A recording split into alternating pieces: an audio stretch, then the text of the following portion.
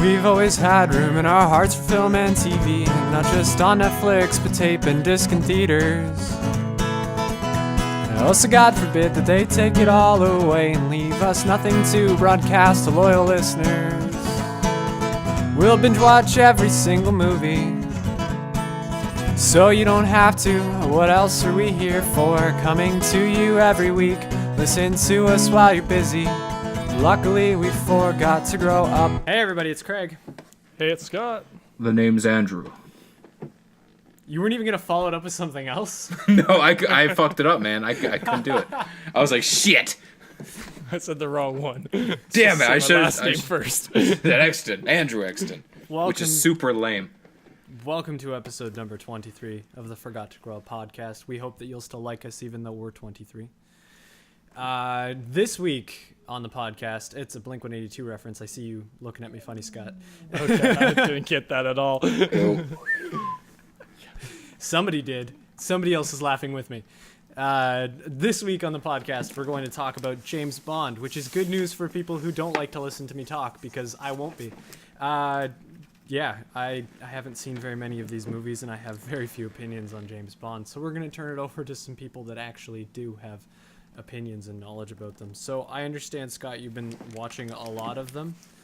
I've been trying. I didn't get through as many of them before us getting to this episode as I would have liked. But yeah, I've watched rewatched about maybe half of them since we decided to do this. And I started obviously with the Sean Connery era because he was the first James Bond. He's the one who kind of brought he was the first one to bring the character to the silver screen, as they call it. And yeah, I just started off with his first Dr. No. I thought it was just such a really great, I could see why it kind of engulfed the world at the time, because it was just such a, I think, unique story and really well presented film, especially considering the era compared to now. But yeah, Sean Connery's probably I would say he's probably tied for my favorite James Bond, just because he started it off on the silver screen again in movies. So he was the first one to kind of, I think, to cement some of the tropes and the characteristics that we really identify with James Bond. And so I think, especially his first few movies, that he's the one who kind of created that archetype of the super spy going out there being all suave, bedding the ladies and all that fun stuff. So I think he did a really great job of just bringing this book adaptation to life. Yeah. True. I feel the exact same way. And they had some pretty decent gadgets for the time, I think. Like when I was rewatching Dr. No and From Russia with Love, I was kind of just like, they were really creative with some of these gadgets they had. Because nowadays, it's a lot of everything just has some kind of explosive hiding in it. But yeah, I just remember he had a few different just little tinkery things.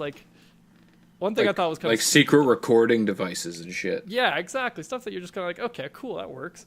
But then they did have a few of the classic tropes. I remember he did get one car that had an ejector seat. Okay. He has one that goes underwater too, doesn't he?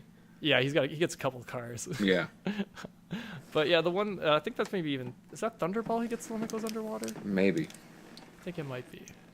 Shit, for all I know, I'm exclusively thinking of Kingsman. I know he gets the underwater car, but I'm sure James Bond gets at least one. He gets a couple throughout this time. I know. I'm pretty sure Sean Connery gets at least one car that does a little underwater or something. But one of his cars did have an ejector seat, and I was like, oh, I thought you guys were better than this, James Bond. That's a cliche. but I guess they maybe started the cliche, because it was maybe. It was definitely either Dr. No or From Russia with Love. Long before our time, that's for sure. Yeah, that's just, now that I think of it, when I said that this was such a different story, I'm like, oh, that's probably because I wasn't around when movies were coming out at this time, which makes sense. It's a different story to me, or a different form of storytelling to me. If you watch these original James Bonds, they're not as fast-paced as the modern day ones, especially the Sean Connery ones. I recall a couple times while I'm watching them, you have scenes where he's just walking in a hall, and I'm just like, okay, we could have cut that. And it rocks that real old-fashioned movie where they do the fade away to the next scene. Yeah, which I kind of like, but it's also kind of it's a little distracting, I find. Yeah. Just maybe because I'm more used to modern day transitions being a little bit more smooth as opposed to blacked out, snappy. black in. Yeah, exactly. A little bit more snappy. Or sometimes it's like some movies don't even have very many transitions. The whole thing is just they're always transitioning from from one scene to the next. Exactly, like it's just kind of like a progression of the story. Like in Quantum of Solace, that comes to mind. Like they don't really stop to do much. He's always doing stuff. Like he doesn't have time to catch his breath in that sense. So that's like one thing that was a little different about Sean Connery era. He definitely like relaxed a lot more. He was one more chill James Bonds, I feel, because he was just always like he was just laid back until he had to punch somebody, and that guy could throw a punch in the movie. They make sure to focus on him shirtless, especially Sean Connery, a lot. Well, he was Mr. Olympia before Arnold decided to come into the picture and make Mr. Olympia this giant dude. He was just before, he was before. That's I think part of what helped get Sean Connery the role. But yeah, I know what you mean. It's kind of like it's strange for us, I think, because we're used to the Arnold Schwarzenegger and Marky Mark type bodies versus way back in the '60s. Well, he was shredded. He was shredded for the '60s. He was pretty shredded. That top to chest hair. Exactly. Like I hope I am like that kind of like older man buff, because I feel like Sean Connery's always had like a sense that he's like always been over 35. Like I think he was born into this world over 35. Probably. I can't imagine him as like a 25-year-old punk. Like, you know what I mean? Like he's always just had that kind of air of like maturity and sophistication a little bit, but with that little bit of childish charm. James Bond does have a little bit of like that kind of like a snickering teenager kind of charm about him sometimes. See, I feel like him playing James Bond, he was suave. Sure, he was he was a player with the ladies, but he still had some class. I feel like Sean Connery is the kind of guy to walk up to you and your girl at a bar while you're sitting there having a drink, stab you in the neck with a pencil, and then walk off with your girl without even saying anything. I feel like even now, I would say anything. Even now, being as old as he is, I feel like he would stab you in the neck with the pencil, just, and then take your girl by the arm and leave, and she'd be like, okay. Yeah. And you'd be like, she likes it shaken, not stirred. Unless you're going to stir the paint, which is a totally different thing. Yes, but I agree. He's such a badass individual that it's just in his core. You could just tell he's the type of guy that would like walk into a bar and start a bar fight with no problem. And then walk out with glass stuck in his temple and be like, time to film a movie. Yeah, you can go film a movie. Yeah. Dr. Glass in his face. Nice. You never say glass again. Never, ever again. Never, ever again. Which the license to grill, and he fucking grills you on a barbecue. There were some Sean Connery did have some really unique kind of murders, like the way he would kill some of his victims sometimes, because he had a lot more extended, I felt, fight scenes. A lot of them a little bit more less him just getting straight to the killing. It was a little bit more he had to work for those those murders sometimes. Yeah, that's true. I feel like every James Bond though, some of them they're almost accidental murders. Sometimes, a little bit. With trying to kill. Some of the villains were a little over the top too, like fucking Jaws or whatever his name is with it, yeah. And I always forget his name. I know it's something.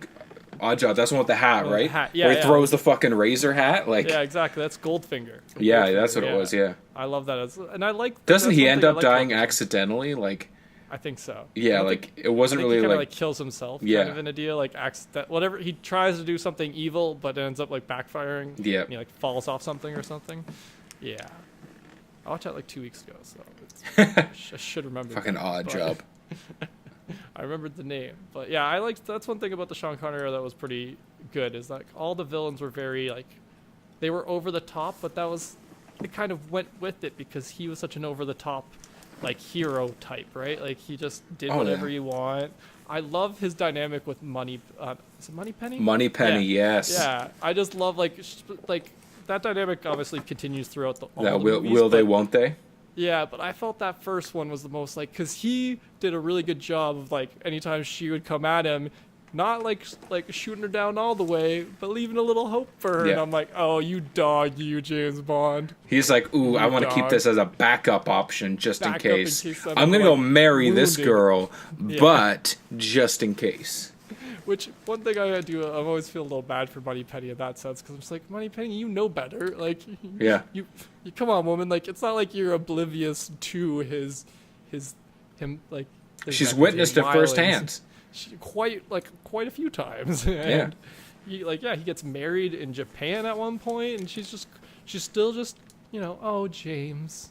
And it's like, no, kids, have a little self-respect, woman. But really. At the same time, I liked it. I like that kind of dynamic just because it's just fun. She always kept him in line, which he was it was like a super weird, motherly figure who also kind of like Joan in Mad Men. Exactly. she's the mother, but she's also gonna take you into your office and close the door type of thing. Oh, that's what you want, at least. Yes, with Joan or Moneypenny, I'll take it. Yep, exactly that, or both. I can't handle that, man. Too much. Too much. Anyways, too much redhead. Episode. Yeah. Hey, listen, Hollywood. I'd be totally down to watch a James Bond and Mad Men crossover special. Fuck! It turns out that Don Draper is actually James Bond. He's like a sleeper Russian agent. Oh shit! And so when he replaced what's his name at his commanding officer and took that identity, that was all an implant. He got planted there to do that. That never happened really. That was implanted in him. Then he gets activated. James Bond and him have to do something at something. Bam! I lost my train, to be honest. That's as far as I can. It doesn't matter if you lost the train. That sounds awesome.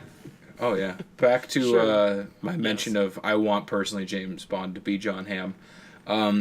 Who do you guys want to be the next James Bond? If you could pluck anyone and you make the decision, who would you want to see as James Bond? That's a good question. I do like that you just said John Hamm. That's an interesting. I like that choice. And it doesn't have to be a British guy because Sean Connery is fucking James Bond. He's not British. Yeah, well, he's Scottish. Which is a way heavier accent. That is entirely British, though. Yeah, that's what I was saying. Scottish is British. It's not English, but it is British. No. It's got to be straight out of Britain. I don't know. There's a couple ones you see always going around anytime a new James Bond is coming up or any kind of James Bond news does come out, and I always like the Idris Elba idea. Yes, that's what I'd love to see. That would be good. I just like that. I like the idea of maybe just them finally that'd be the final kind of cementing into the canon or the James Bond mythos that it's always been a code name. Yeah. As opposed to, one dude who's been, through all these crazy different adventures and stuff. I like it as more a code name. That James Bond is associated with the name or the number 007 is have to yeah. See, that's how I've always loved that idea ever since I was introduced to James Bond. Especially because every James Bond is totally different from even Sean Connery changes as James Bond. He does. Depending on the story, so it's exactly. It would be cool to finally them say, James Bond isn't isn't a person, it's a name. Well, see, and they wouldn't necessarily even say it. It's just by making it, it kind of says that, right? And it's cool. I wouldn't want them to out and out be like, so you're coming into the position of 007. Now your name is James Bond, and then it just almost my name's fucking John Jacob Jingleheimer Schmidt. Okay, whatever. His name is my name too. Exactly. Whenever they go out, the people always shout. There goes James Bond. Yes. Da da da da da da da. And you said you were going to contribute, Craig. Yep. But there was a lot of hype up. People wanting crap. I can picture him. I just had his name on the tip of my tongue. Tom. That's exactly what I was thinking of. Yeah, I know. There's a lot of hype up of people wanting him, and if he becomes James Bond, I'm gonna be pissed. What don't you like about him? I would rather see Neil Patrick Harris do James Bond. Yes. Is it a musical James Bond? But see, when you said who would you like to see as James Bond, instantly I started thinking of people that I wouldn't really want to see as James Bond. Of course, yes. Yeah. That's Tom Hiddleston is near the top of that list for me. I like him, but there's no way I would want to see him as James Bond. I just don't think he's capable. I kind of agree with that. He doesn't feel like a James Bond to me. Mainly because he doesn't have enough of a face. He's got a skinny face. Yeah. I want him to have a little bit more jaw. James Bond to me is a square-jawed, handsome brick of a man, right? Yeah, he's got grit is what he has. Grit is the best way to describe he looks like the kind of guy who just got shot and as a kid, like he's playing with his dad's fucking gun, and his dad's like, rub some dirt in it, and he's like, oh, okay, rubs dirt in it, and then he goes and beats the shit out of his brother because he shot him with his dad's gun. I.e. Daniel Craig's upbringing. Yes, I don't know that for sure. Entirely. I can't speak to that at all. Yeah, I think that was his upbringing in Skyfall, though. Apparently. Yeah. Which or Spectre, yeah. Skyfall, so Skyfall technically ruins the whole like mythos of James Bond being a code name a little bit, but I like the idea that Daniel Craig is the first James Bond, and then after that, all this. Well, that's what it is, right? It goes back and resets the whole thing, right? Because there is no Moneypenny. Yeah. In the first three, was the first three? No, first two. Yeah, because because Skyfall is where they introduce. Yeah, where they introduce her, and then Moneypenny, Spectre's where she takes her. Her spot at the desk. Yeah. Yeah, exactly. Yeah, so I like the idea that he is like the original, and then maybe like Sean Connery was like his first replacement technically, even though the timeline errors don't match up. Nothing adds up whatsoever. I can think outside of in an outside world where it all kind of mashes up into this weird timeline of backwardsness. Well, I think the beautifulness or the beauty behind the James Bond is that you can really look at it, and because there's 20 something movies. 24, 25. Yeah, something like that. There's a lot of James Bond movies, and you can really look at it and almost look at them as individual things. None of them you can look at as none of them tied together, and you can really look at it as the novel series that was written, and be like this one, almost like a Jack Reacher type thing, where none of them initially fully tie in. They're all the same concept, but they're you don't have to read one to enjoy the next one. Yeah, exactly. There's no interconnecting weave of if you didn't read this one or didn't see this one, then you missed this. Except the most recent ones are Daniel Craig's ones are a little prior to those, you could every single one before the recent four. Yeah, you're not gonna start watching Die Another Day and then be like, oh yeah, and Dr. Christmas Jones is and reference that, and you're gonna be like, no, that's the world is not enough. No, that's not what's going on. That's not what's happening at all right now. So I like that. But back to Craig's Neil Patrick Harris idea, I support that. I would support a Lego James Bond. Holy shit, that would be amazing. Where it's a musical. Can you make it Mega Blocks though? Make it Mega Blocks just to be obscure. If you do Lego James Bond though, can you have Martin Freeman do the voice? That's fine. Yeah. Okay. Yeah, that's cool. Because I don't think I could see him being James Bond except by voice. I couldn't see Will Arnett as a physical Batman. No, I agree with that. Batman. But it's gotta be the voice. Like a voice, it works. Yeah, I agree with that. Man, that makes me want to find the perfect accidental Blofeld. It would have to be someone with make it fucking John Mulaney. I like that. Or Nick Kroll. John Mulaney or Nick Kroll has to be Blofeld. I like that. I really hope they actually do this idea now. Yeah. I kind of want to see this. I'm just that would be awesome. Shit, this would be really great because I loved the Lego Batman movie. I thought was just and I don't want to say revolutionary, so but it was a different level of movie. Next level. Because it's just Go ahead, Craig. I was gonna say just similar in the way that they did the Lego Batman movie, where you just have a combination of all the Bond previous together. Yeah, exactly. Yeah, and maybe you can run make it like a time shifting kind of movie too, where you have different iterations of James Bond in Lego form. That'd be awesome. That'd be great, whoa, James, what just happened? What just happened? Your voice is different. Why are you blonde now? One of them's doing a Sean Connery impression. Exactly. Yeah. This kind of thing would be hilarious. That would be great. I'd actually love that so much. I kind of hope they just skip James Bond 25 now, and for the 25th one, they're just we're going to go animated. Yep. I can hear in my head Gil Faison being Blofeld.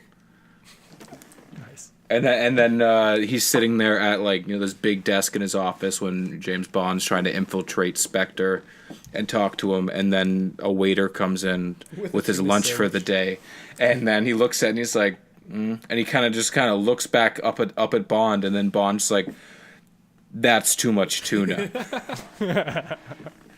and then Blofeld will just look. That's the name of the movie. James Bond. That's too much tuna. Die Another Tuna. And then And then Blofeld just looks at the camera like this. Oh man, you don't even know how much I'd be willing to pay to see this movie now that we pitched it. I would actually like crowdfund this movie. Like I've never participated in crowdfunding or whatever you call it, but I would actually Indiegogo this. Yeah, for sure. I would start the shit out of that campaign. Get out comedic, Indiegogo, whatever that other one is. Get that crowdfunded rolling in. Let's get Lego and/or Mega Block 007 made. I can picture a scene where James takes a chick back up to his up to his suite, and then in the morning he's like, he does the like in the Lego movie where you watch Emmett get ready, where like he just goes like this and his hair changes. Yeah. Like he does a whole get dressed, get ready for the day thing, and then like his date is like in bed, and then he's like, I gotta go, and she just like hops off and like pulls her legs on, not her pants, like pulls her legs up. The only thing I'd change about that would be James Bond when he's getting ready. He gets into a giant martini shaker looking thing. Oh, and they shake him around. Yeah, and that's how he changes his clothes. But he has to keep pressing it to rotate through his different outfits. I like that. So it's shaking. It's like shaking, and then he accidentally hits stirred one time, and that's how he gets messed up. Yeah, and he comes out as like a clown. Exactly. Whichever rendition of James Bond that is, he comes out as like another. That's character that actor's been in. Oh, I even like that even better. It's like he pushes it and Sean Connery come out as the guy from October. Or it comes out as like as the old guy in League of Extraordinary Gentlemen. Yeah, that one. Yeah, it comes out as him like with the hat and the white beard. Yeah. Look, and the girl laying in the bed. Yes, and the girl laying in the bed without legs is like. No. And then he looks in the mirror and realizes, he's like, oh, clicks it again. That can be the transition. He's stuck inside the shaker, and she has to like put her legs on to go get him out. I like that. That we get a best good little starting scene. I like this best of every world.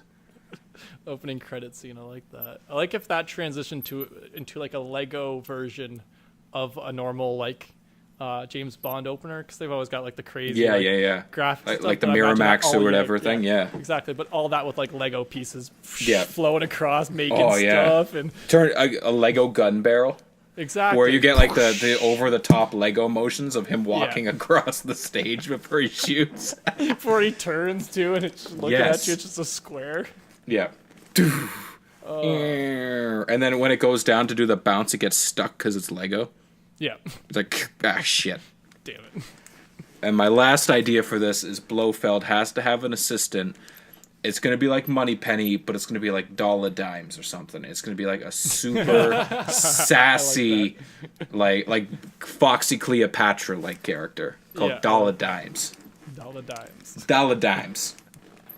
I like that. I really like that as like a very like she's 100% the completely opposite of like I'm literally picturing Foxy Cleopatra, like the big afro, a whole lot of woman. A whole lot of woman.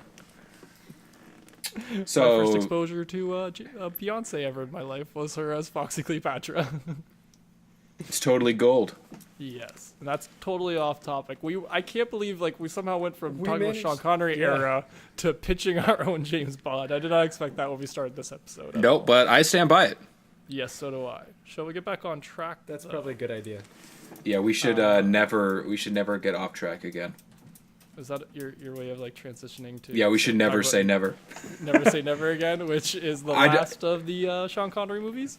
I just want to point out that I always forget that Never Say Never is the movie.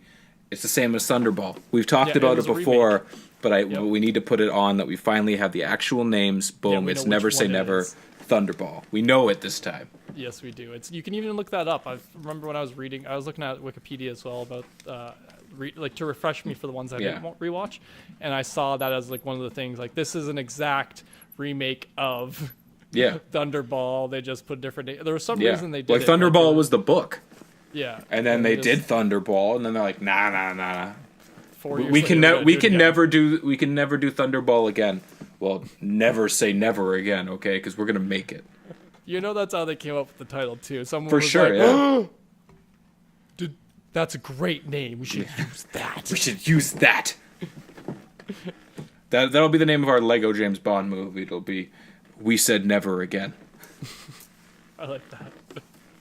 It'll be a little inside joke for all the Bond fans out there. Yeah. A little shake up of the original name, and then it kind of stirs the pot a little bit.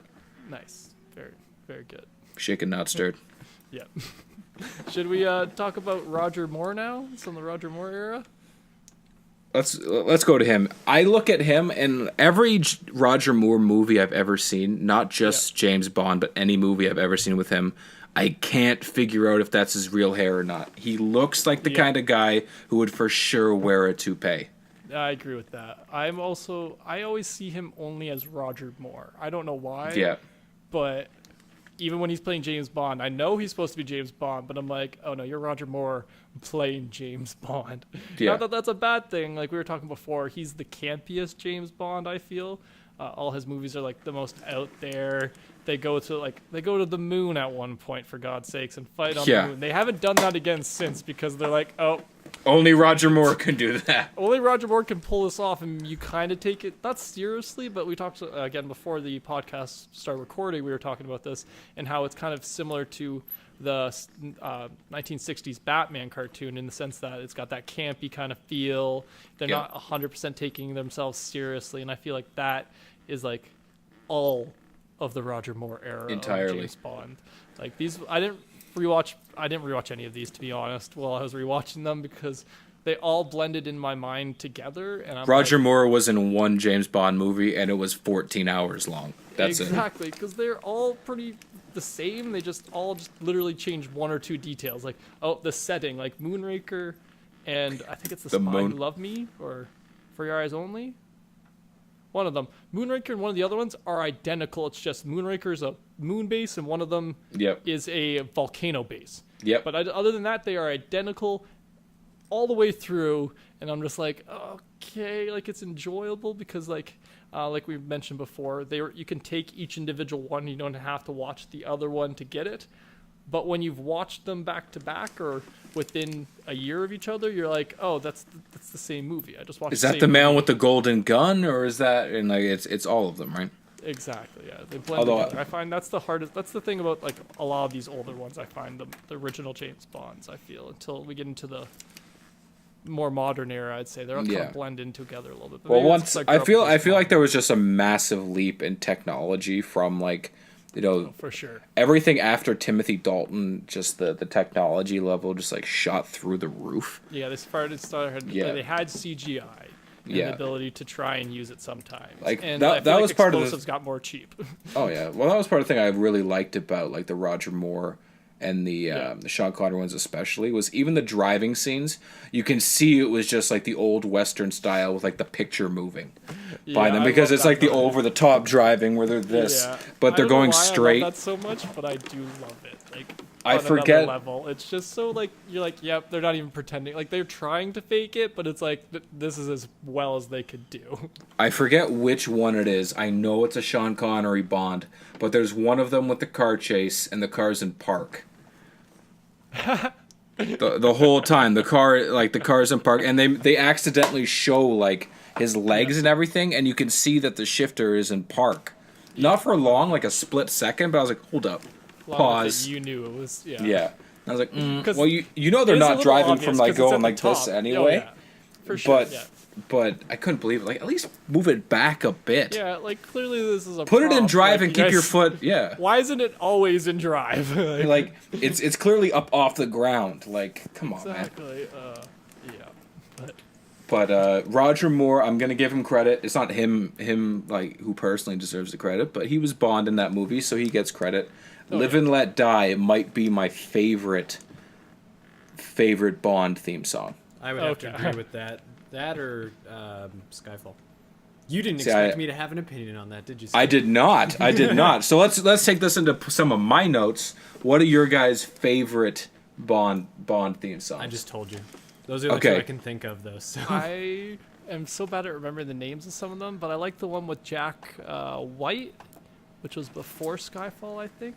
Jack White. Not. It was Jack White and someone else, I believe. Like. Just a second, I got you. Was that Quantum of Solace he did? No, I think it's for Die Another Day, if I'm not Die mistaken. Another Day. but I'm not sure. It might No, have been I'm pretty sure Die Another Day was Was Madonna. that Madonna? Wasn't it? Yeah, that was Alicia- Madonna. so- I do like Yeah. that one, by the way. Alicia That Madonna Die one's pretty good. Another White Day. did Sorry, Craig, what'd you say? Alicia Keys and Jack White did. Yes. the Okay. theme Yeah. For Quantum of Solace. Quantum So of what's the Solace. It Quantum was. Yeah, I remember But that. I really the like that one. song is What called was it? Another Way to Die. That's Another what Way it to was, Die. yeah. See, that's why I got mixed up in my head because I'm like, Yeah. it's not It's not called. It's got Quantum of Die. Solace. Yeah. Yeah, that's why I thought it was Die Another Day. Another Way to Die. Like that kind of suits Die Another Day a little more than Quantum of Solace. But I really like that one. That's probably one of my favorites. Skyfall is really good. I don't remember what the Casino Royale song is now.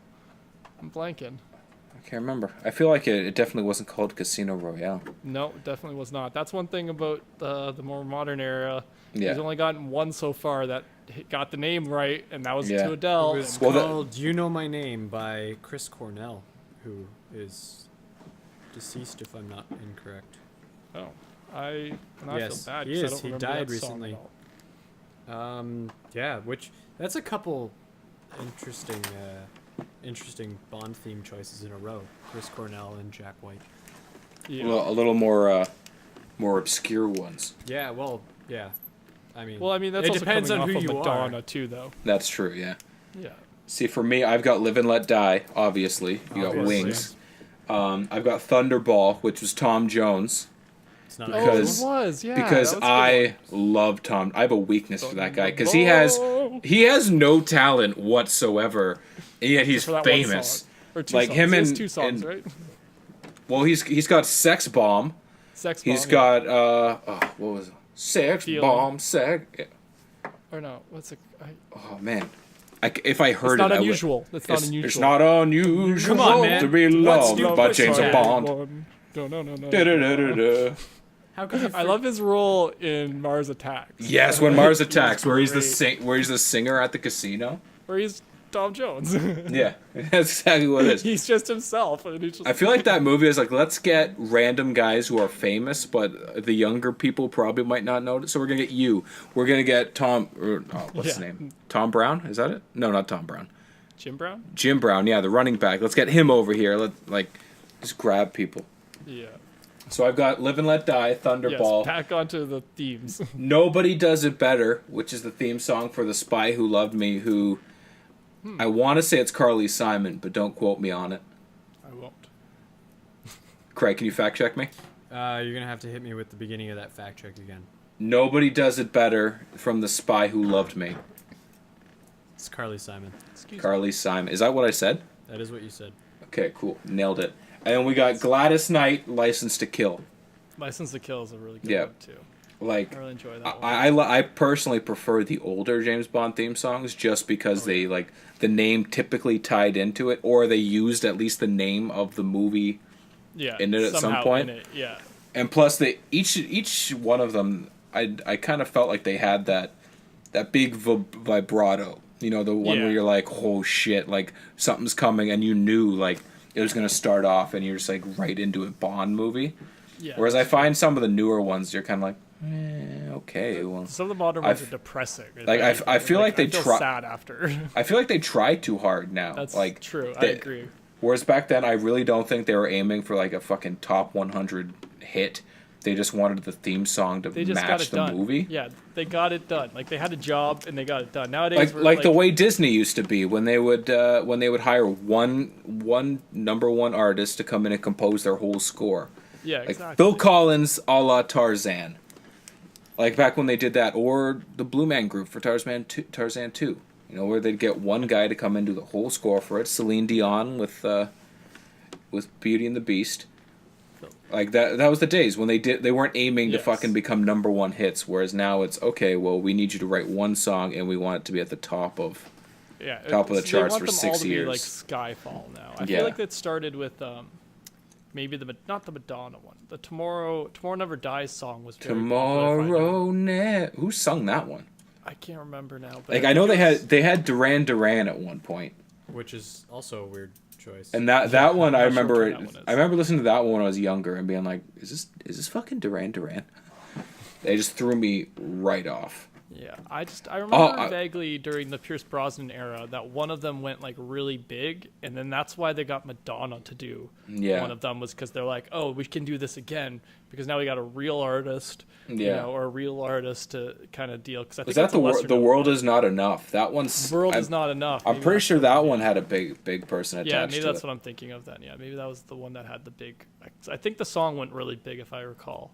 Yeah, I'm pretty sure it's "The World Is Not Enough" or something like that.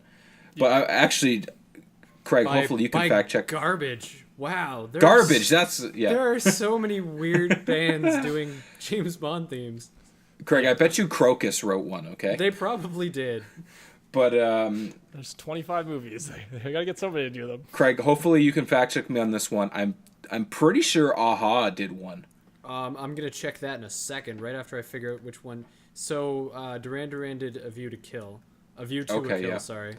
And it's a more upbeat, like it sounds like a Duran Duran song, but it still worked with the concept behind everything. Yeah. But I feel like Aha did a friggin' song for some reason. I don't know why, but I don't know who Aha is. Take on me, man. Me. Well, that's the only song I know. I'm James Bond. They did The Living Daylight. Okay, yeah, I was sure Aha did one. Timothy Dalton era. Yeah. It makes sense that they'd have Timothy Dalton associated with an Aha one. A one-hit wonder thrown in with a one-hit wonder. But for the same movie, they had the Pet Shop Boys record a song that they didn't use. You know it's bad when Aha beats you out for a theme song. Yeah, but the Pet Shop Boys had success, and Aha kind of did. They took them on. Yeah. Like I know with Thunderball, like Tom Jones wasn't expected to get the song. I forget who the other. Yeah, they were gonna give it to someone else, but then like Tom Jones's version just blew them out of the water. So they're like, okay, go with that. We're gonna use yours.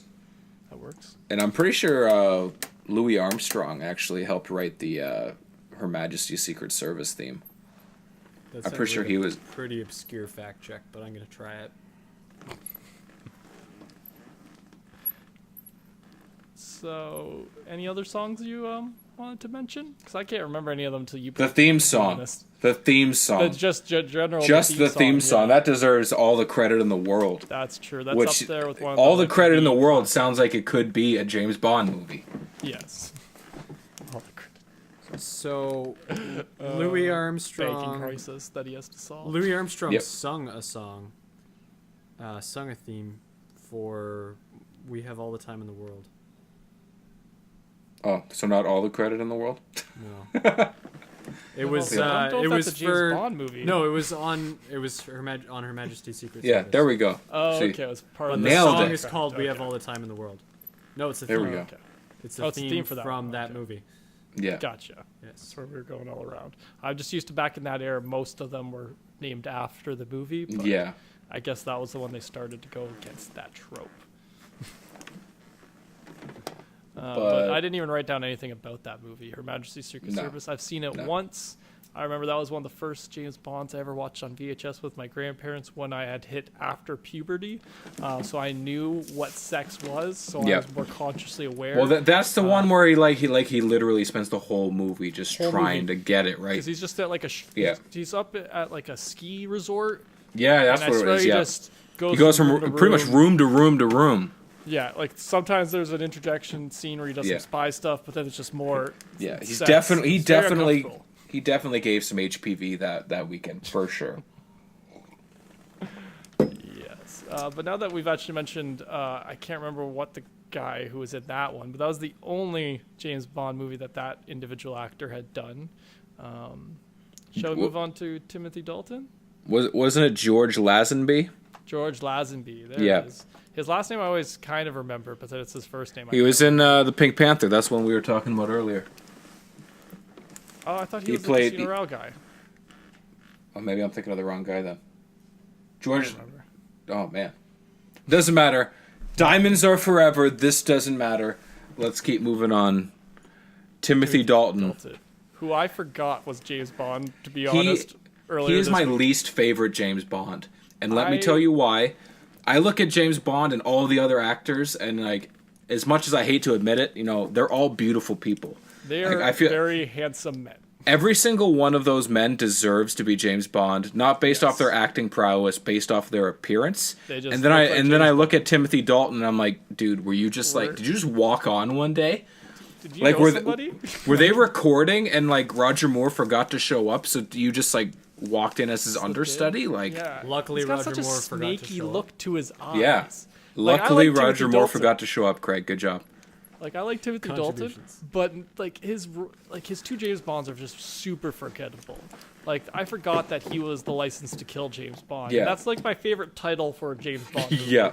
It's not my favorite James Bond movie.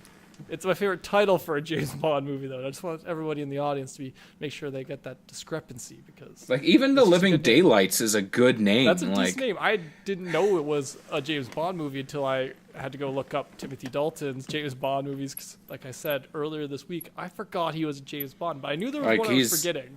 But it's because he's only in 2. Timothy Dalton might be the nicest person in the world, and like he may have been I like don't think so. He seems like he's a little bit of a dick. Not like kind of like me. Like my kind of level of dick. Like I feel like me and him would get along great. Like we kind of insult each other a little bit in that kind I'm of not sure I could handle sarcastic, that. smarmy way. I'm not sure I could bring in Timothy Dalton into my life, man. That's probably true. I don't even want him in my Bond movies. There's no way I could have him in my life. That's true. I liked his. He did a thing in Doctor Who, where he was a very over the top kind of villain-esque, kind of gray area villain. So he'd be Blofeld in our Lego James Bond movie. He could totally be Blofeld. He's got a great voice for that. No, it has to be Gil Faizon. It has to be. Fine. That's You all have to I tell me want. who that is, though? It's Nick Kroll. He's from. Hello. Yeah, Okay. it's a I kind just of didn't get that complicated you were- Kroll show reference. Yes. Yeah, that's why I didn't get it. It's I haven't it's gotten to that callbacks yet. on callbacks. Yes. Okay, that makes a lot more sense. But should we say one nice thing about Timothy Dalton before we move past him? I can't. The names of your movies were cool. He has You had two some first names. cool names. You were a James Bond. We weren't. That's something we should give him some credit for. He managed to do it. We haven't done it yet. Which James Bond movie? Like, because I know we're about to transition right into Pierce Brosnan. Yeah, one of my Which favorites. one was the last one with Q before I think that's The World Is Not Enough. The World Is Not Enough? Before what's his face takes over from I Monty think so. Python. It's either The World Is Not Enough or Tomorrow Never Dies. Because I remember seeing that in theaters. That movie in Okay, theaters. yeah. Because I remember it being a thing. So I remember the scene where like he says bye and then they- leaves. Yeah, they lure him out and that's it. I remember that And then he because died. There was some CGI kind of Yeah. thing about that, and I think Okay. like part of it is CGI and him like leaving or something like that. So Okay. I think it is Tomorrow Never Dies, but I'm not. It's either Tomorrow Never Dies or The World Is Not Enough. It's one of those two Yeah. Brosnan ones. 'Cause- Like I knew it was Brosnan, and then they bring in man, why can't I remember his name? I follow him on Twitter. Cleese. Yeah, John Cleese. Cleese. Yeah. And they bring him in, and personally, like that transition, like I like that it went from like just bring my shit back, man, like that Yeah. cue. We're like, come on, just bring it back. Yeah. And then he'd make the occasional like you're kind of a philanderer. Yeah. You'd make a like kind Joke. of snarky Yeah. thing once in a while, but it was But then when more they- often just like he was more tired. Like that's Oh, what yeah. he was originally, but then It's worn down. John Then when they Cleese brought takes John it to, Cleese, like, he had the sass. energy and then the sass, almost like he reluctantly wanted to be what Yeah, he he's like- was. I feel like he's that role a lot of the times. Yeah. Like he's a little bit more the reluctant whatever he's doing. Like fine, It works for him. I'm here because I have to be, and it's just like I loved it. Yeah, I agree. with that. Like, Personally, I feel like we need to get rid of Johnny Depp and everything except for Pirates of the Caribbean and just replace it with John Cleese. Even the probably like younger that, characters. That would be hilarious. that'd be interesting to see, like Yeah. eating Gilbert Grape or Edward Scissorhands with John Cleese, yeah, that'd John be Cleese, awesome. It would who's, just like, be would have been the like world 40 would at the time be- or like 30. The world I would stand be by it. one long Monty Python skit if you did that. Yep, Yeah, I'd be fine with that. I love Monty Python. Me too. it's great. But since we're talking about Pierce, It would give me a new. Brosnan It would ones give me a already, new Cleese on life. Puns. Puns. Oh, great. It's always But so anyway, fun. Yes. I got my eye on Pierce Brosnan. He is tied as my second favorite Bond. So I am, like I was saying this before, I am weird because I have 3 Bonds that are my favorites, but it's all because they have like different. Is it reasons they're my Sean favorite. Connery, Pierce Brosnan, and Daniel Craig? Yeah, it is. It is For sure. That's my 1, and then my 2A and my 2B. Exactly, because it's just they're all great in their own individual ways, right? And like Yep. Pierce Brosnan for me, he was my Bond growing up. Like he's the one. Same for me. All his movies came out as we were kids and growing up with, and they're the ones coming out that like we got to like see and experience as pretty young, but like growing up with. He was the James Bond I wanted to be running around on the E.W. Foster Elementary School in Milton playground. He's who I wanted to be. He's the one he's who I imagine when I think of James Bond. Like if I when you ask the casting question, that's the only reason I was partially on board with that's why I could think of Tom Hiddleston before, because he's got the same hair ish, but he's got a smaller face, skinnier face than Pierce Brosnan. Not enough grit. Not enough grit. No, but Pierce Brosnan's just I loved him. He's awesome. He to me he's he almost did such a great job that he typecast himself because he did except such a great for job. When Mars Attacks. Except for When Mars Attacks, where he is he becomes military guy. I think so. Doesn't he become like the head on a dog? Yeah, he does. I was just trying to he becomes Sarah Jessica Parker's dog, right? Was he a news anchor or reporter, and then he gets turned into? I think, I'm pretty sure that's it. No. No. He's definitely a doctor, like a professor or something. Because Sarah Jessica Parker is the host, isn't she? Oh, okay. I can't remember. That's not James Bond. Yeah, Pierce Brosnan's a dog. Both as James Bond, he's a dog, and as a dog, he's a dog. He's definitely up there with as one of the most getting some James Bonds. I think. Well, for him, it's 2 James Bond girls a movie. I'm pretty sure. Two Bond girls. Maybe it's because I was entering my puberty years when I first saw them. That's why he has a lot of influence on us. But I think, and it's probably because we were young and we saw them as they were. But I think he had some of the best Bond girls. Yes, not to be sexist in any way, but those Bond girls, they could kick ass. I want to agree, but at the same time, I think we should put an asterisk as in I agree with the fact that I think it's because we grew up with them. Yeah, it's the style in a sense that we were a little more used to. Because when I look back at some of the the 60s and 70s Bond girls, most of the things I don't like about it is I didn't like the fact that women had ginormous hair in the 70s. You know what I mean? Big puffy hair. That I don't find attractive. But like Honey Rider and Dr. No, where she can get fresh out of the water and still have volume. Exactly. That makes no sense to me. It baffles my mind. I'm like, is that real hair?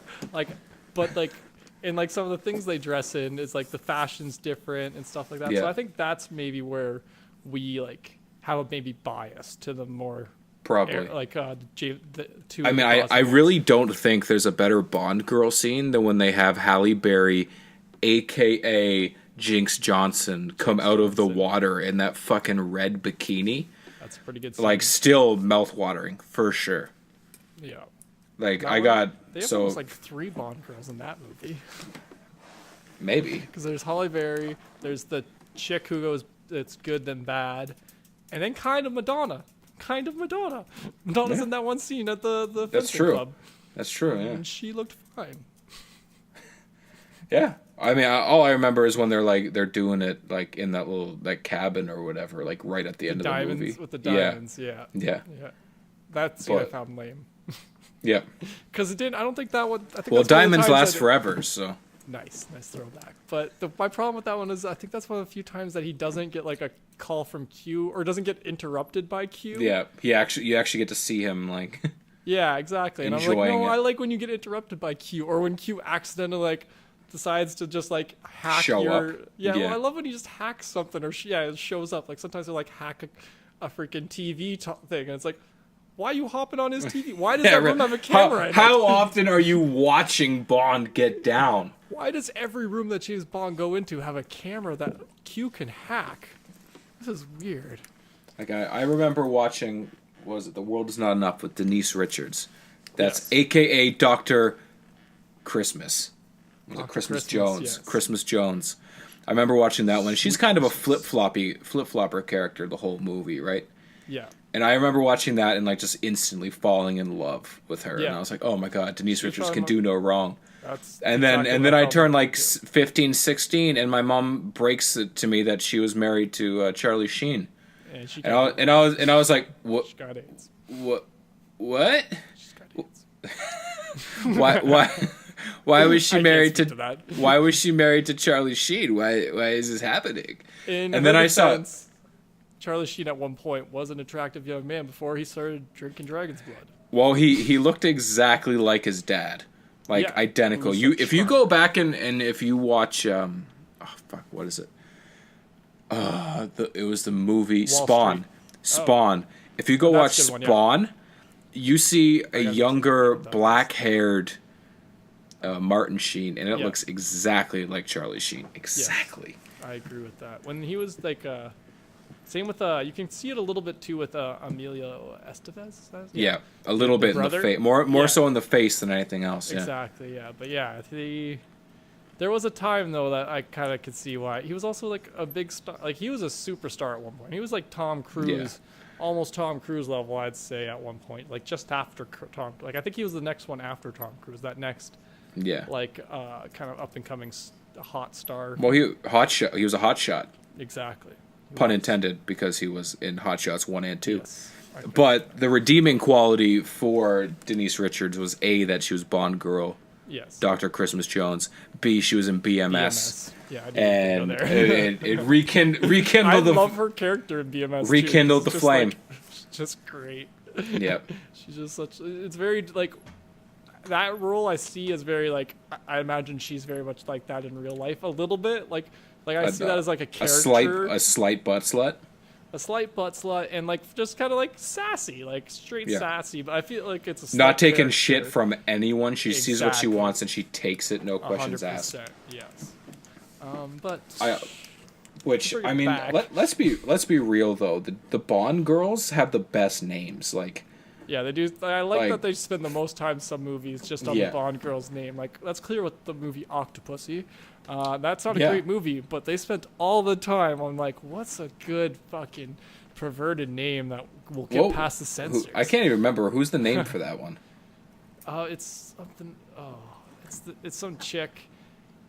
I want to say like, it's almost like Alada, but Like a lot that's, of like, vagina. Yeah, almost. Because like, that's that's also- the make fun of name Well, of it. Because her name's, Goldfinger- like something. It's almost like Ivano Octopussy or something. I don't know. Like. Well, in something like Goldfinger, they've got Pussy Galore, yeah, that's the which other one I looked that up. name, you're like, how did that one make it by the How censors? did anybody be like, yeah, check? Well, the best part is her real name is Honor Blackman, which is a badass name to begin with. They Yeah, should that's a just pretty good let her be herself. Yeah. And then Diamonds Are Forever, Lana Wood plays Plenty O'Toole, which, I mean, she dies real quick, getting thrown out a Yeah. window. But I like the didn't fact spend that, too you much know, time on it. Plenty O'Toole is a little bit of a reference Yes, to some stuff. And it's an Irish name, so I stand by that shit. you would. And then, Eva Green. Eva Green. Her name's Vesper Lynn, which is a pretty cool name. Yeah, that one actually was pretty cool. It was the first time I learned that Vespa wasn't just a scooter. Yep. I was like, wait, people name their children this? Yeah, Vesper. Oh, only in a James Badass. Bond movie? Gotcha. Okay. Gotcha. But yeah, I definitely would say that I think Pierce Brosnan era is probably the Bond girls of that era a little bit more. Let's say memorable is the best way I'm gonna say it for me. At Yeah, least. I gotta say, even after watching like the last couple, like Yeah. the Daniel Craig ones, I definitely feel like the Brosnan ones are still more like attributed like to our age group. Like I feel like Yeah. those ones are still better than anything that's subsequently came up. And I will see a lot of the ones that have come up since have been like very, like all flash, no substance. So it's like Yeah. they're just there to sleep with James Bond, and that's it. Like the second Bond girl in Casino Royale, the one who dies, right? Like, Okay, yeah. well, yeah. they both die in that one, I guess. Actually, both the girls he sleeps with in that movie. Well, Eva die. Green dies, yeah. Yeah. So, but the first girl he slept with, the one with the husband, in like wherever he is in the Bahamas. Is it just the Bahamas? Yeah. Wherever, yeah. So he's at the The super rich one, right? Yeah, like he literally only sleeps with her, and then she gets killed the next day, and it's like, she was. The only reason she's memorable to me is just I've watched that movie so many times. I love Casino Royale. But I couldn't tell you her name, like her character name or the actress's name. Whereas I remember Octopussy, and I remember. Yeah, or you remember You remember Denise Richards?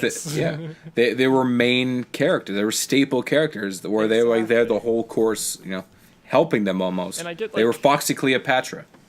Exactly. They had a little more substance, and I feel like these recent ones haven't hit that same level with their Bond girls. I forget her.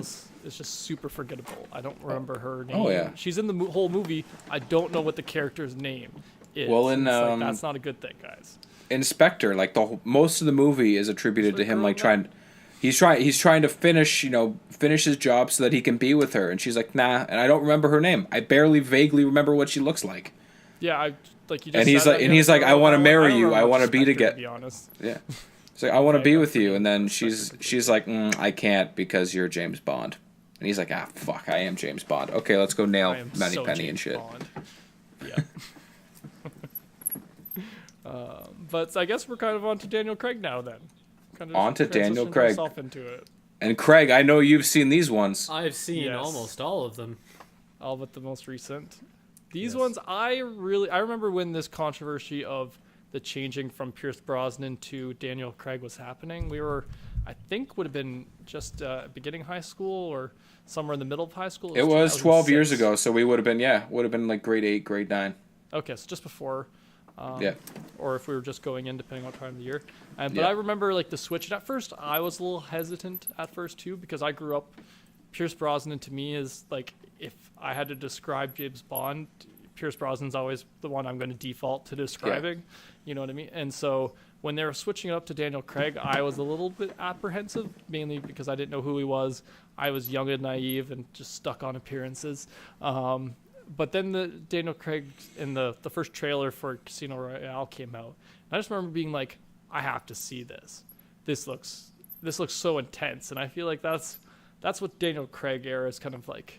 Because he's got that grit, man. Because he's got the grit. The grittiest and the most intense, I feel, of all the James Bonds. Or all the if he got shot in the arm, he'd be like, oh shit, well, I'll deal with that later. And he'd keep going because he'd been shot by his brother before. He runs through a wall at one point. No other James Bond ran through a wall. They would all get an explosive to blow up the wall. Not James. Not James Craig. Not James Craig. Not James Craig. That in his tiny little tight T-shirt. Yep. Breakthrough. I love that scene though. That parkour scene. With his traps up as high as he can for extra pump. Yep. Well, that's just what happens when your name somehow revolves around Craig. That's true. You become super jacked, right? Just become this man god of just muscle. This next level shit. Exactly. I remember when they said Daniel Craig was going to be at being young, I was hooked on Pierce Brosnan, and he was like, I just want to see him in every Bond movie forever. I want him to do it till he died, to be honest. I was like, I remember thinking blonde guys can't be James Bond, just because I was so accustomed to dark-haired guys. Yep. And my train of thought was the exact same as the episode of How I Met Your Mother, where Robin's dad tells Barney that she can't marry him because he's blonde. Blonde men aren't men; they're boys. Men don't have blonde hair, and the exact way he describes that is how I felt years prior. Yes. Being 12, 13 years old, watching. Yeah. Watching. Casting Daniel. Yeah. I'm only taking slight offense. Is it because you're blonde and named Craig? It might be because I'm blonde and named Craig. I'm dirty blonde. It's okay. And he was saying that he used to believe this. He's not saying he still does. I've been won over. Yes. Thankfully, another guy with blonde hair named Craig. He fixed that for the rest of us. Yes. Yeah. Thanks, Craig. Daniel Craig did a good job, I feel, of doing. he did a good job trying to, anyways. Yeah. But no, I think he's tied with the other ones for my favorite, and it's because he brought the most intensity. Again, he feels like the most as weird as it sounds, he feels like the most youthful of the James Bonds almost because of how much running around he's willing to do. How much it's weird because you look at his he's face and he looks 60. Like he looks 60, but then he takes his shirt off and you're like, yeah. He gets out of the freaking. He steals Halle Berry's move coming out of the water. Yeah. Which he does. He straight up rips it off. Yeah, and does the casual look over. In his defense, I remember reading a thing about that, and that was actually an accident because he was supposed to just come out onto the shore like normally, but that where he was actually there was a sandbar that just popped out of nowhere. Okay, so like he had to like climb up. Yeah, he pretty much just came up a foot out of water out of nowhere because the water just like changed level so quickly. Hey, it worked. Okay, that worked. Yeah, it worked really well. I really enjoyed that. Like that scene was very. I felt like really like kind of gives you the sense of like, oh damn, that's what women see in James Bond. Like, yep, I get it. That's what we see in James Bond. For sure. Like, that's what I aspire to. Like, I hold him at that kind of like one of those characters who I always kind of like want to be a little bit more like because he's so awesome. Yep, 100%. Who would you say is the best dressed of the James Bonds? The best dressed. I gotta give it to. I gotta say Daniel Craig. I was thinking that too. Just because the way that fashion has changed, and like modern day fashion, like it's just things are just more tailored to your body now. Yeah, that's true. As opposed to like you look at Sean Connery and his tuxedo was tailored to him, but it wasn't the same. Yeah, not that slim or fit. Yeah. So like I gotta say Daniel. Like I'd have to say it would be Daniel Craig, then Pierce Brosnan, then Sean Connery, and then Roger Moore, and then Timothy Dalton, because fuck Timothy Dalton. Yeah, I pretty much concur with that. I might switch Timothy Dalton and Roger Moore, but fuck Timothy Dalton. Like I even look at Timothy Dalton and like his hair doesn't even look James Bond. No, I was just making a joke. I just wanted to pull off fuck Timothy Dalton. No, fuck Timothy Dalton. I forgot that he was even James Bond. Yeah. Like that's the part that still like baffles my mind. I'm like, how did I forget? I forgot legit over the weekend when I was watching them. I was trying to remember who the fifth James Bond was, or who the fifth one I couldn't remember after like the four most common ones. And then I eventually like figured it out or found it. I think I just looked it up and I found it's Timothy Dalton. Another guy with two first names. So dumb. Yep. Yeah, and it's just, he's so forgettable. We won't get back on that. We'll go back to the memorableness that is Daniel Craig's ones. And his wardrobe is fantastic. Like even when he puts like his glasses on and stuff, and he's got that real smug look. Like he's got great fucking cars. Yep. That he always even though one destroys. Of them's a classic, it's still great. Like doesn't he rock that Aston Martin life? Yeah, he rocks. He rocks the first one. He rocks a brand new Aston Martin in the Casino Royale. And then he destroys it. Yeah, then he gets an old one in Quantum of not Quantum. That's Quantum right. And then he destroys it. Yeah, and then he gets another old one. I'm pretty sure he destroys it. Also destroyed, and then Spectre. I can't remember, but I think it was maybe a new one. I think they made another new one, which was also destroyed. And then he destroyed it. So. Yeah. I don't think that's one trope I do love about all the James Bonds. That he just does not. That's probably why Q used to get so pissed off at him. Yeah, he's probably like, "Listen, bro, you're driving a $300,000 car that I souped up with another $300,000 worth of stuff. Bring it back. Bring pieces of it back. I don't care." I feel like Roger Moore's like Bond was the worst for it, and like that kind of perpetuated it because that guy went to the moon at one point. Like, you tell me he brought all those gadgets back from the moon? No way. So I doubt NASA didn't bring all the gadgets back from the moon. I'm surprised he even brought himself back from the moon. We don't even know. He didn't do it right away, as you see at the end of Moonraker. Yeah, he's having some lunar sex. Yep. As you do. As you do when you're... What would you do on the moon? Come on, exactly that. As the Jerry Seinfeld joke goes, why would you bring a car if you're not going to go on a date? Exactly. Why would you go to the moon if you're not going to bone? Exactly. Spoon. Damn it. Damn it. Would have been better. It's okay. It's okay. You pulled it back. Reel it back in. Reeling it back into 007, James Bond. I don't really have too much more to say, to be honest. Yeah. I love James Bond. He's my favorite spy. James Bond. I'm really glad that he's stuck around for so long. I can't think of any. There's no other movies that have made 25. Is there? Like, I can't think of any Marvel's other movies. close, but Marvel's getting close, and they've only done it in the last 10 years, which is kind of cheating. But movies are easier nowadays.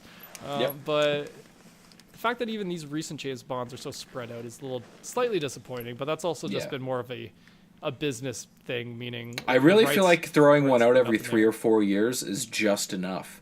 Like it has been just enough. I agree. Yeah. I remember my brother and we went to see Spectre opening night. We went to the late show. It was like 10:45 it started, real late.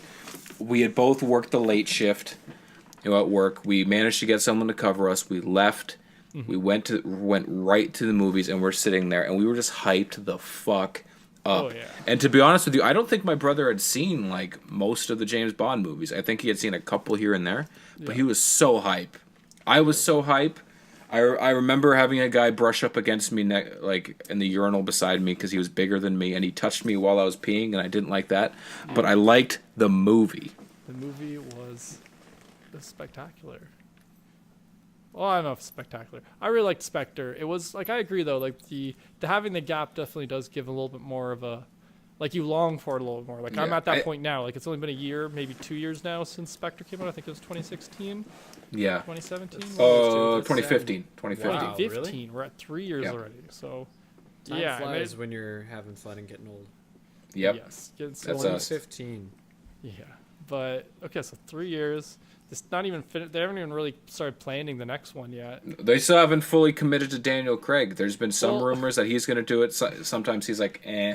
He did say after, he was doing a press junket, which is, I feel like the disclaimer we have to put at the beginning of this. He was doing a press junket. It was 6 in the morning or 6 at night after he had done a whole day of it, one or the other. And he was like, I'd rather cut my wrist than do another James Bond. I feel like that's he came back. He came back after that and said he would. Year and said that he would. He was just stressed. It just has to be this. 2 years doing a James Bond. Spent a whole day talking to people about James Bond. He's like, no, I don't want to do James Bond right now. I don't want to be typecast as just James Bond, even though I'm totally cool with that. Yeah. I feel like he's been able to kind of avoid that for the most part, a little bit.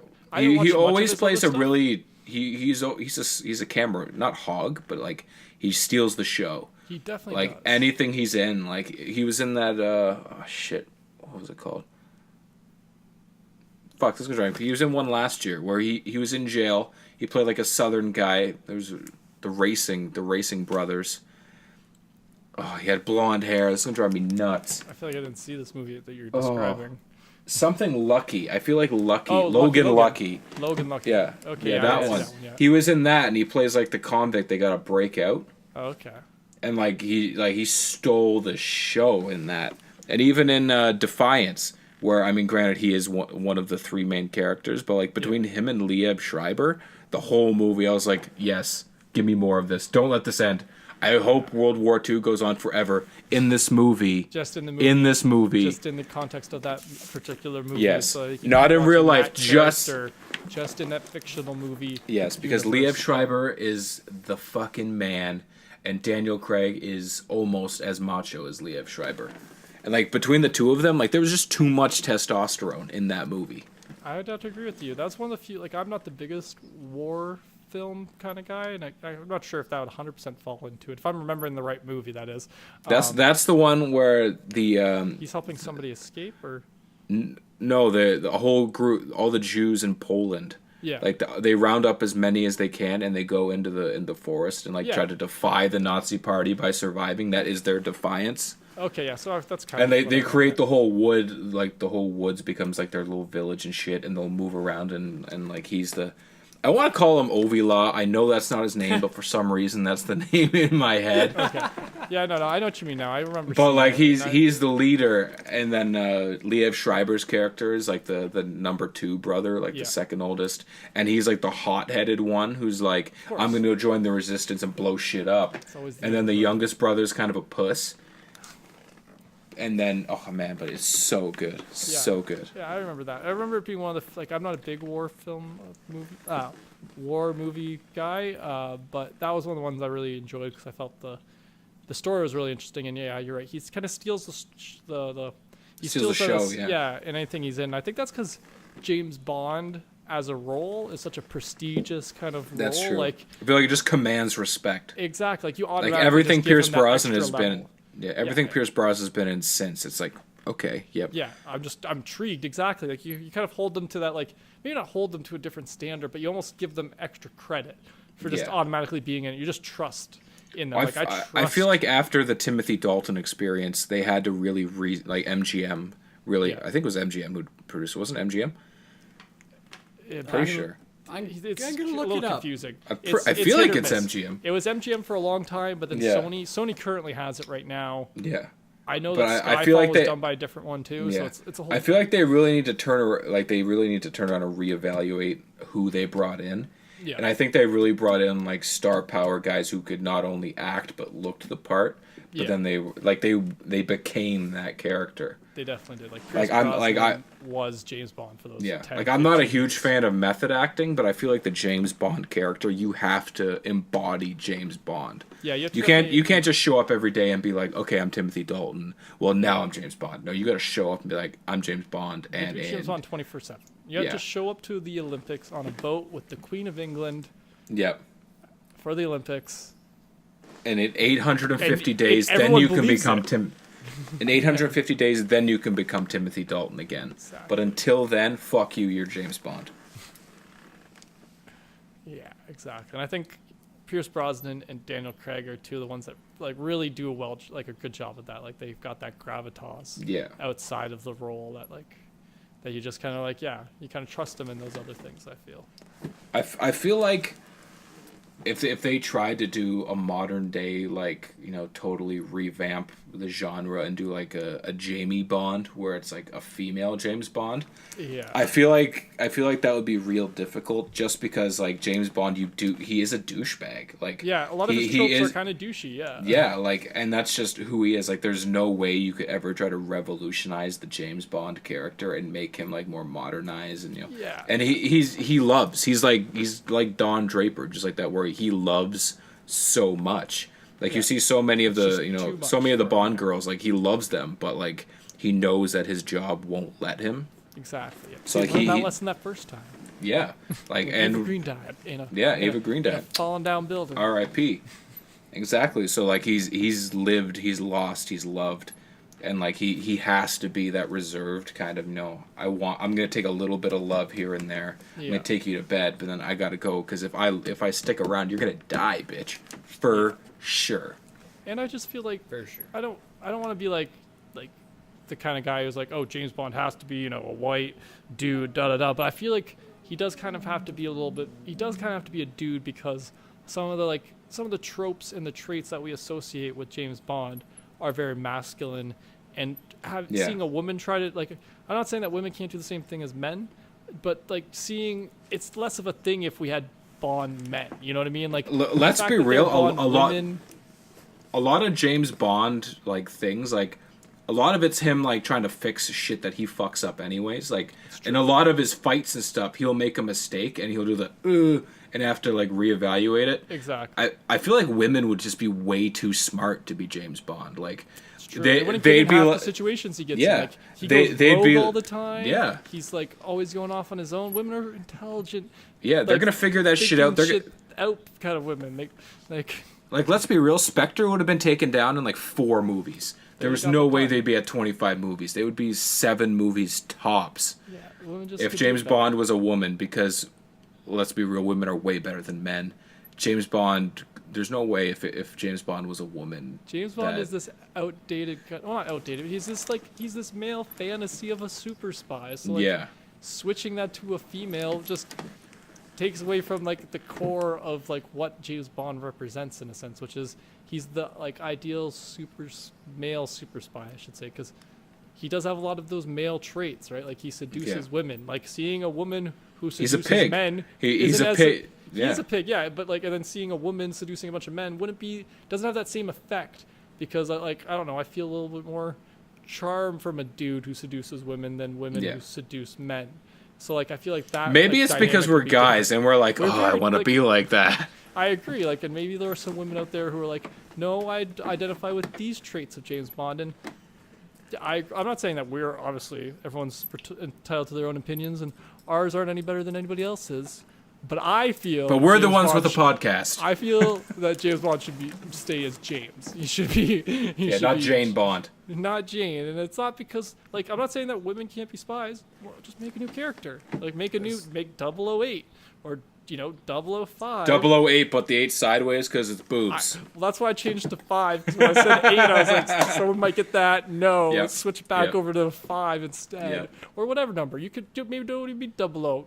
Women choose what you want. Put 700, okay? Make it Agent 700, because that's how many times better you are than 007, because you would figure that shit out and solve problems. You wouldn't even have problems. You wouldn't even be on missions. You'd be sitting there and be like, I'm just going to call this guy. And you'd call him and be like, listen, you're being a fucking asshole. Stop it. And the mission is saved. There goes MI6. Done. MI6 no more. Get shut down pretty quickly. No more. But that being said, it was run by M, who was a female, who bossed around James Bond. So in essence, women are better than men. Yeah. So. Boom. Throw my pencil at the computer because mind blown. Yeah. And with that, I think I'm done talking about James Bond. I think I've fanboyed enough for an episode. I think I've gotten most of it out. What I wanted to talk about. We talked gadgets.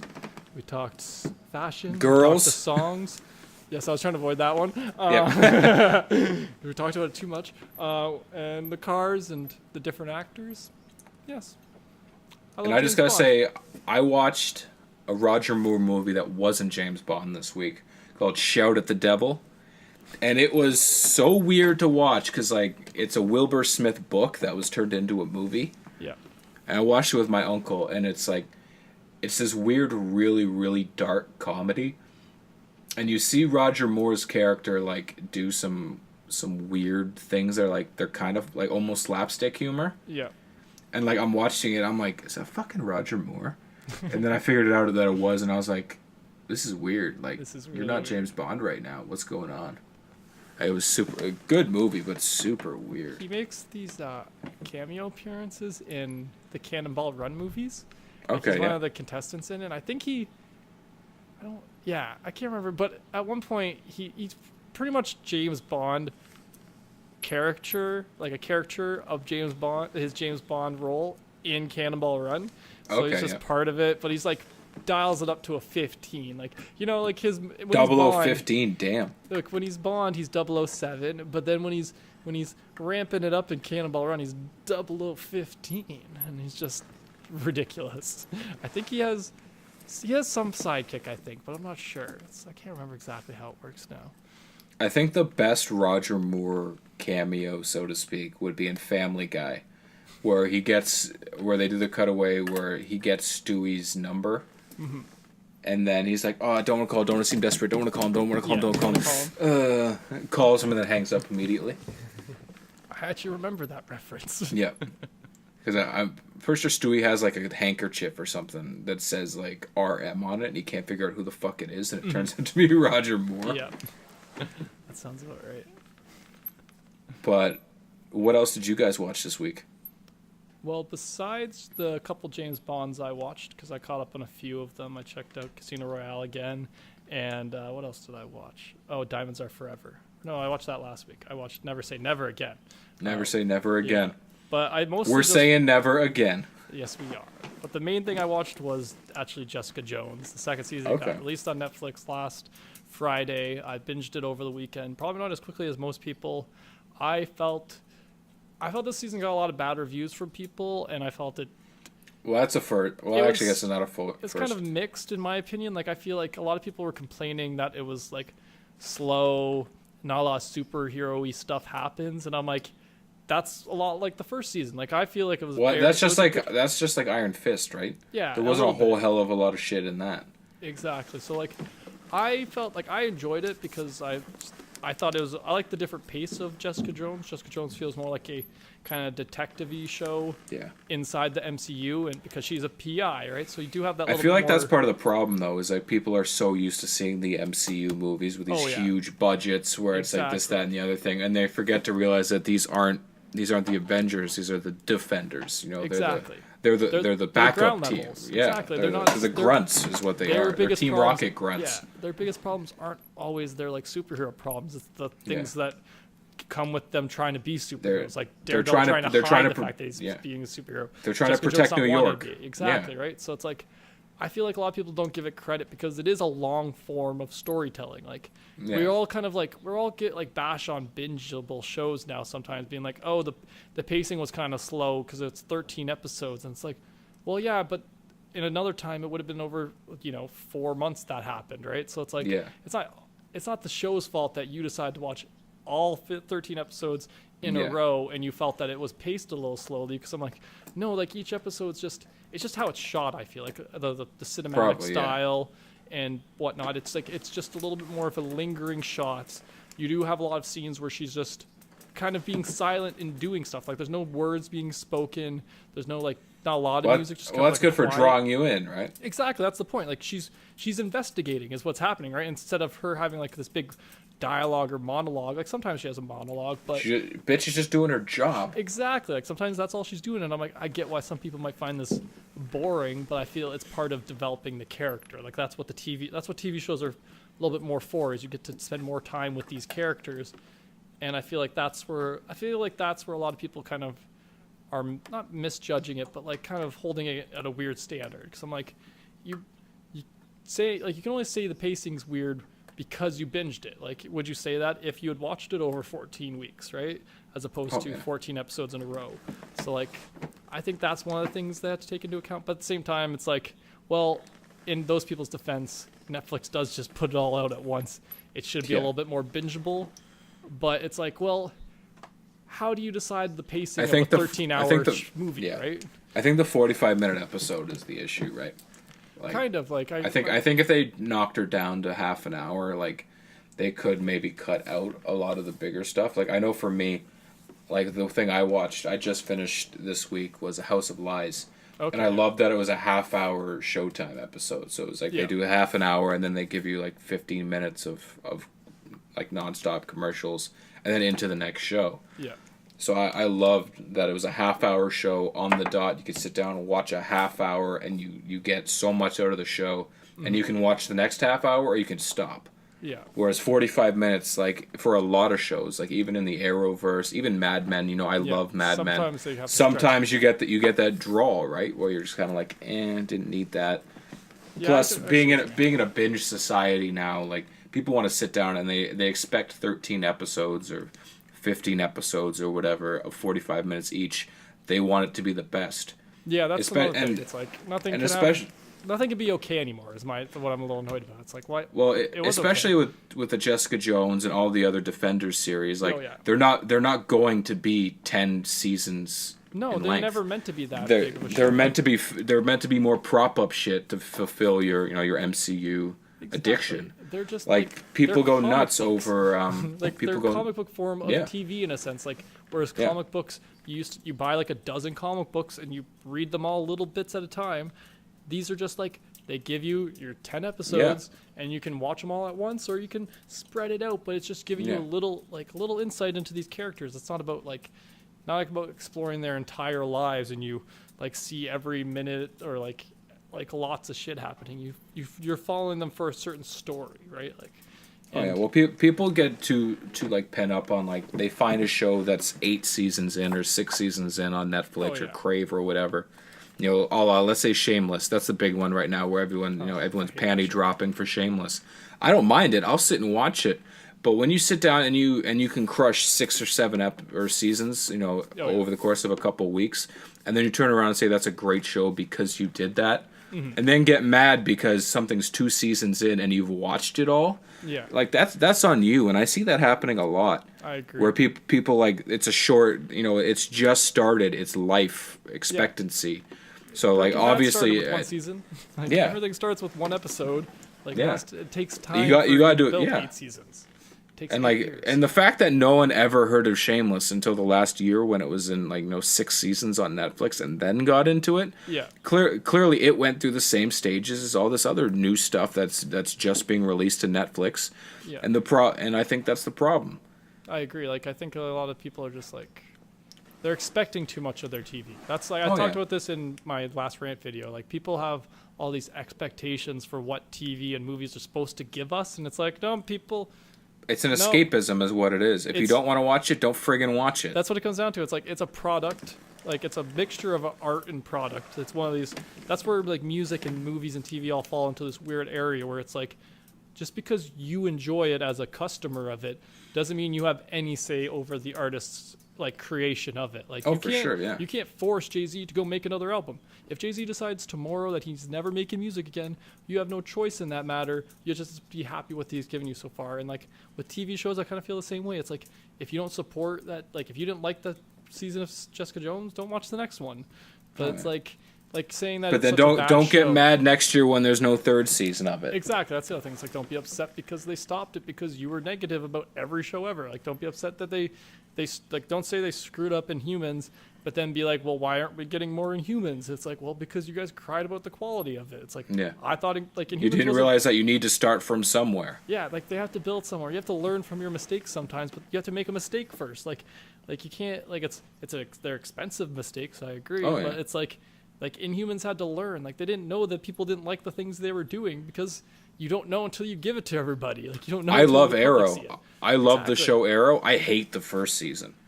I go back and rewatch it, and I'm like, it's too dark. It's chunky, there isn't enough going on, but that's because there hasn't been any character development. There's no Olicity at that point. There isn't. There's no Olicity. There's no building of the team. There was no team yet. Like we just had. It was just him and Diggle kind of kicking around, sort of. Him avoiding Diggle a little bit. Like, occasionally Felicity would show up, and my jaw would drop. Like that's just how it is, and now it's amazing.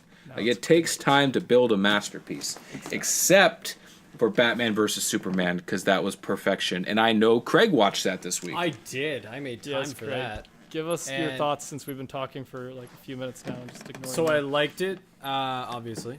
That's good. Obviously. I don't know if that was obvious. Like I Craig, did. You're very hit and miss sometimes with certain things. Sometimes it's like it was there.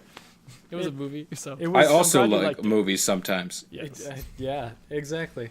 No, I liked it. I wish I had watched it in Justice League in the opposite order. Yeah, that'd make more sense. Just for you. because I did have to explain a little bit to him, Scott. I'll say that. Yeah, I did have to break something down for him. Yeah, I missed the Martha. No, I knew that because we already Okay. talked about it, and I would have picked it up. I would have picked it up anyway because I paid attention to those two parts. Well, yeah, because they linger on that at the beginning for like Yeah. a good long enough that I thought of it during that lingering. But Yeah. go on. What else did you think? You made it sound like it was fast and like it was a subtle pickup, but it was ridiculous. Like it was longer. fairly Like long. because when you think about it in your memory, you're just like, oh yeah, he says Martha. But then when you're watching it, you're like, no, this is 30 seconds to a minute of this movie that he's saying the word Martha for. Where he's like, save Martha. Don't And bang the pearls Martha. break, there's water falling. The other thing is like the rain's a connection. Like people understand that when you stand in the rain, that triggers memories in your mind. Bam, him Science. saying Martha plus the sense of rain. It's a whole thing. Anyways, keep going, Craig. What else did you think? I like that. The part that Andrew had to explain was why, why Batman was had like it out so for Superman. negative. because that's the hard thing to explain for everybody. I feel. Yeah, because it's not plainly explained. When it was explained to me, I was like, oh yeah, that kind of makes sense with the whole building falling down and that kind of thing. But like Batman been through some shit. He was retired as Batman, and then saw the destruction that came from the Kryptonians, and he's like, well, I need to get back into this and save the world, because he was corrupted at that point. He wasn't just Batman, he was like next level, super dark, introverted, everyone's gonna die Batman. Yeah, and that's not obvious in the movie, so I missed that part, and then all of a sudden they're fighting and they hate each other, and I'm like, this doesn't make any sense. Mm-hmm. Superman's just trying to be a good guy. Yeah. No, I'm not.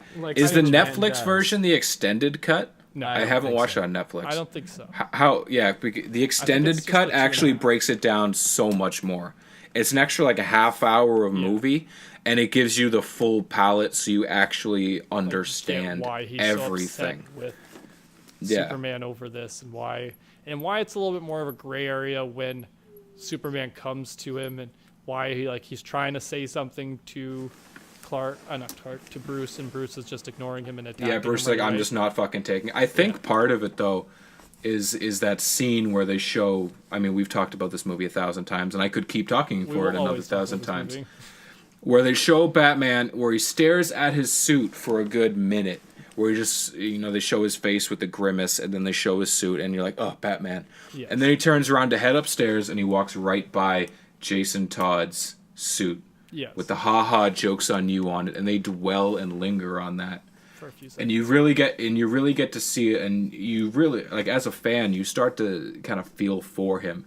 You're like, oh man, that was the turning point for him. Yeah, definitely. That's where he personally started to think, why am I doing this anymore? What's going on? Am I really accomplishing anything? Mm-hmm. And I think when he's, he retires from that, obviously, what the timeline is, who knows? That's a little unclear, yeah. They haven't explained it yet. But when you see, right at the beginning, where Zod and Superman are fighting and all the destruction and everything that could happen, I really feel with that point, you get, when you flash back on that afterwards, you get to see, okay, that's where Batman turned around and said, I need to take out Superman. Because he lost a loved one. He did lose Jason Todd. Yeah. And he doesn't want anyone to go through that again. He saw that little girl lose her parents, exactly. right? That little girl losing her mom, who was in the building. Like, the little girl, like, he turns to the little girl and is like, where's your mom? And she points up at the building that just fell over. And he's then Batman's like, shit, I just got another Robin. Yeah, exactly. He's like, well, I just got another Robin. God damn it. Bit. Well, I was thinking more like he sees himself in that child a little bit, like some big tragedy took away this kid's parent, and that's how that's where I see like the connection between like he sees Superman originally as the mugger who shot his parents, right? Like, well, even at the beginning, Batman wanted he wanted vengeance, is what it was. He didn't want justice. He wanted vengeance. For sure, he had to learn that lesson. And then when the Martha thing comes up, that's the one that snaps, and he realizes he's the fucked up one, that he was corrupted. He's the mugger. Yeah, exactly. Yeah, he became everything that he wanted to stop. And that's the beauty of it. Killing Superman for him to come to that realization that he had gone too far.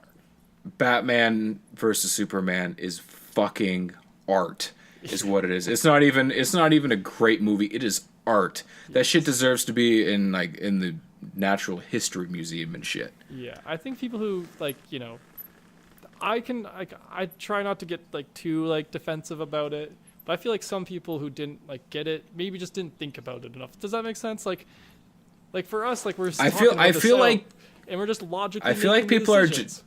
I feel like people are so they're so quick to just say, there's no way DC can keep up with Marvel. And it's true.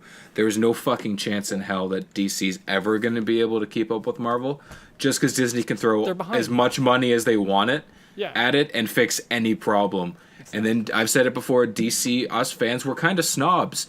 We want to see things come right off the comic book page, right out of the cartoon, and be looking you dead in the eye. I agree. I feel that's what we want. Way too oh, Batman wasn't the Batman I know. And it's like, well, no, you don't know a Batman. But it's fucking Batman versus Superman. That's what I say. It's you got Batman to see a Justice League movie. We wanted, that's what I said this in my video. You asked for Batman v Superman and Justice League for Christmas, and you were upset because you got the cheap toys, as opposed to the top of the line $500 collector's edition of the toys. You asked your dad for toys, and you weren't happy with the quality. You asked your dad for a brand new SUV for Christmas, and all he could come up with was a 2013 Ford Explorer, and you got pissed. It's a car. Fucking deal with it. It's gonna get you from point A to point B, and it's amazing. Justice League is a great movie. It is in a league of its own. It is awesome. So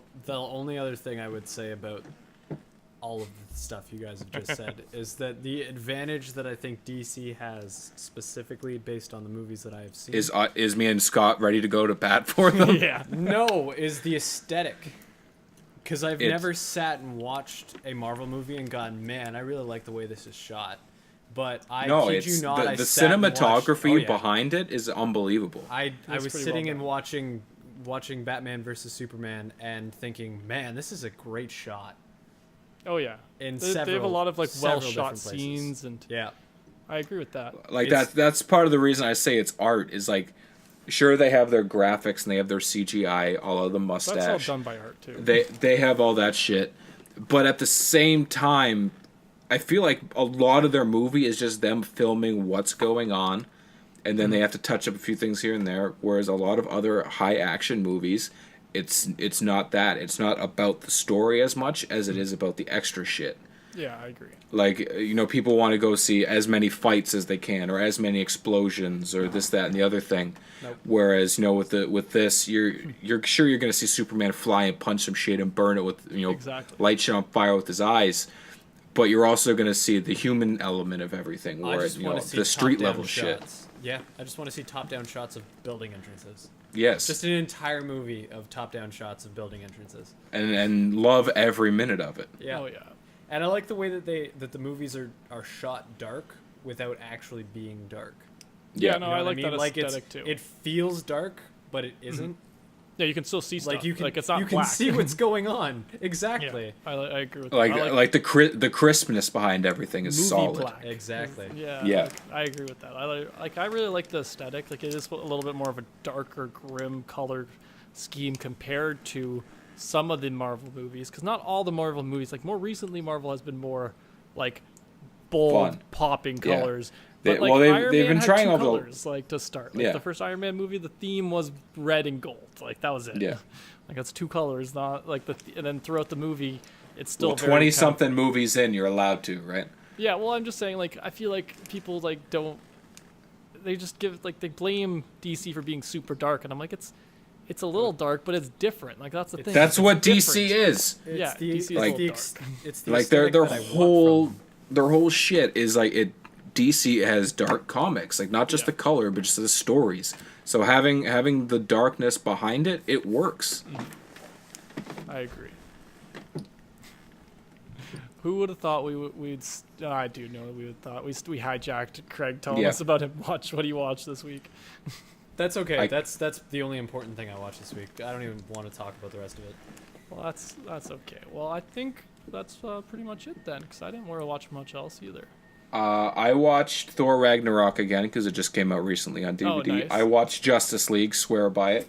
I told you I watched American Gods, which I loved. Yes, that's really good. I'll get into that Amazon Prime. Yeah, we'll talk. I'm about gonna next watch week. more of it, and we'll talk about it next week. I watched the new Lego Flash movie, which is pretty good. I mean, it's nothing special. It's your standard Lego As like good jokey as shit. Batman or Oh, they're slightly they're lower? two separate things. Like they're not Oh, the yeah, same it's universe. not the same. Like the yeah. Lego Batman movie was Oh, like is it part of like it's- that? so it's more it's the your- DC Yeah, yeah. superhero like It's Yeah, your yeah. Okay, I haven't really Lego, watched not any part of of those that yet. one. Yeah, Yeah, not it's the not Lego. bad. It's good, but it's nothing to write home about. Yeah. Yeah. Batman versus Superman. I finished House of Lies, loved it, Nice. and I'm like 7 episodes even further deeper into the Mighty Ducks cartoon. Animated, nice. And I told it like it took So me it till gets now better. to fucking realize that it's Jim Belushi who plays Huh. who voices their manager. Yeah. No. As soon as you said Jim Belushi, I'm like, oh, he did have a. And then Yeah. it's Brad Garrett who plays Grimm. Like everybody loves Okay. Raymond's brother. Yeah, that makes sense. All right. It's him who plays Grimm. And then I'm drawing a blank on his name. The guy from okay, he played Peg Leg in the Muppets Treasure Island. Oh god. And Is he it Tim played Curry? he played Tim one Curry? of the one. Yeah, him. Tim Curry. Yeah. Tim Curry, yeah. He plays the voice of Draconis, like the Oh, that's main awesome. bad guy. Okay. And like every time he talks, I'm like, man, I just expect him to break into a song about him being a sweet transvestite. Rocky Horror Picture Show. Rocky Horror Picture Show That's reference. what made him Boom. famous. Did you know that? Like he Yeah, was doing that yeah. show as like a play or a musical. Yeah. Like wherever. Like Well, he does Broadway it or wherever. so mint, right? Oh yeah, and then they made it into the movie, and then it's this whole sensation. I didn't watch that movie till like high school, but I I didn't watch it till last year. really. Yeah, it was the Still first. haven't seen Yeah. it. Oh, Craig, you should watch it. This is totally one of those movies that your parents would never have shown you. They Never, still but would it's- never, and you shouldn't got tell your parents Meatloaf that in you it. watched it, but it's great. It's just for you to learn about a lot of the references. Like I feel like there's probably you'll pick up a few things. You'll be like, oh, I've seen them make fun of that in Family Guy or something. And you're like, oh, I didn't Almost quite. exclusive. Okay, Yeah. Does that Craig, make I'm gonna sense? tell you right now, it's fucking garbage, but it's It is- great garbage. It's great garbage. It's in that polished sense. garbage. It's a musical, yes. but It's like so low super budget, camp but and it's so super out good. there, yeah. I will watch it. And it's got Susan Sarandon. Super hot in it. You know I support that shit. I love that was when I fell in love with Susan Sarandon. Yeah. It was that movie. Like, oh. Touch me. Tune in next week where we talk about Black Panther. Yes. Thanks for listening this week, guys. Yes. Bye. Bye.